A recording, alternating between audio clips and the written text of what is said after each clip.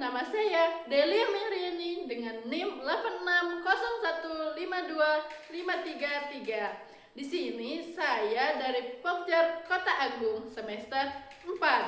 Di sini saya akan memenuhi tugas mata kuliah pembelajaran mikro dengan dosen pengampu Ibu Nur Elpawati, SPD, MPD. Selamat menyaksikan. Assalamualaikum warahmatullahi wabarakatuh. Apa kabarnya hari ini anak-anak? Alhamdulillah. Apakah sudah membaca doa? Jika belum, Ibu persilakan untuk ketua kelas untuk memimpin baca doanya. Amin. Baiklah, sebelum memulai pelajaran, Ibu mau cek kehadiran dulu nih. Siapa saja sih yang tidak hadir pada hari ini? Hadir semua? Alhamdulillah. Nah, Ibu mau tanya nih, siapa saja sih yang masih ingat pelajaran kita minggu lalu tentang apa? Ya, dipersilakan. Ya, benar sekali. Pelajaran kita minggu lalu tentang peduli terhadap makhluk hidup di lingkungan rumahku. Pengertian makhluk hidup yang pertama, pengertian lingkungan rumahku. Lingkungan rumahku adalah segala sesuatu yang ada di sekitar tempat tinggal kita, meliputi halaman rumah, pekarangan, tanaman, hewan, udara, tanah, dan juga orang-orang yang tinggal bersama maupun tetangga di sekitarnya. Di dalam lingkungan rumah terdapat berbagai makhluk hidup seperti manusia, hewan, dan tumbuhan yang saling berhubungan dan membutuhkan satu sama lain untuk hidup. Yang kedua, bentuk-bentuk kepedulian terhadap makhluk hidup di lingkungan rumah. Kepedulian terhadap tumbuhan. Tumbuhan adalah makhluk hidup yang memberikan banyak manfaat bagi kita, seperti menghasilkan oksigen, memberikan keteduhan, dan memperindah lingkungan. Cara peduli terhadap tumbuhan. Yang pertama, menyiram tanaman secara teratur pagi dan sore hari agar tidak layu dan mati. Yang kedua, memberikan pupuk secukupnya agar tanaman tumbuh subur dan sehat. Nah, kalau tumbuhan kita berikan pupuk secara berlebihan, maka tumbuhan akan apa? Ya, tumbuhan akan mati. Yang kedua, membersihkan rumput liar yang mengganggu pertumbuhan tanaman utama.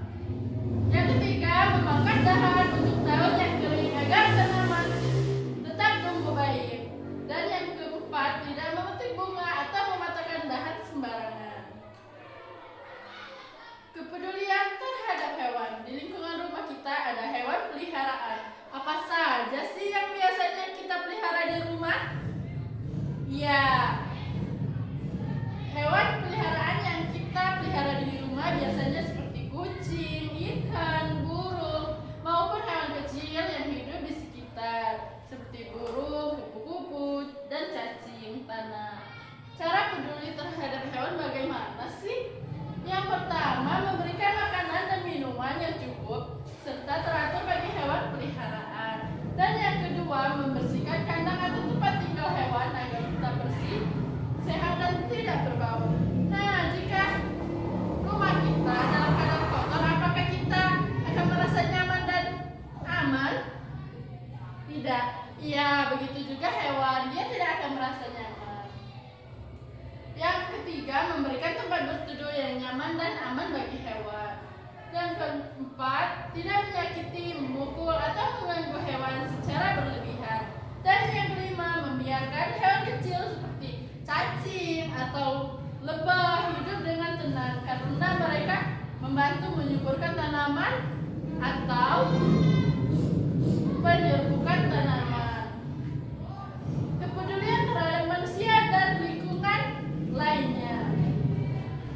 Yang pertama, menjaga kebersihan lingkungan rumah agar udara bersih, tidak berbau, dan bebas dari penyakit.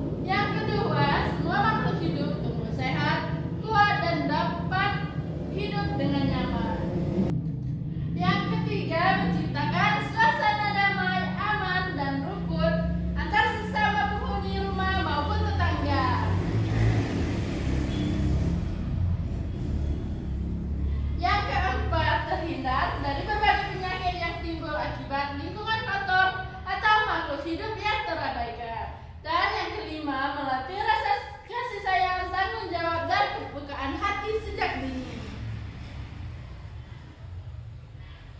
Nah, dari penjelasan Ibu tadi, siapa saja sih yang bisa menyimpulkan?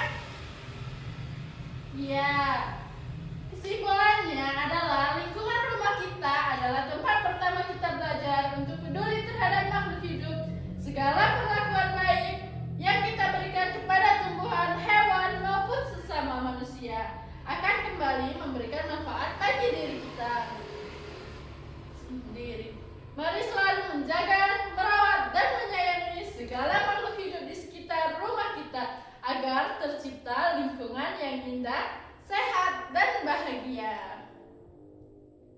Nah, Ibu, persilakan yang mau bertanya. Siapa saja sih yang mau bertanya? Ibu persilakan. Tidak ada? Baiklah, jika tidak ada, cukup sampai sini materi kita pada hari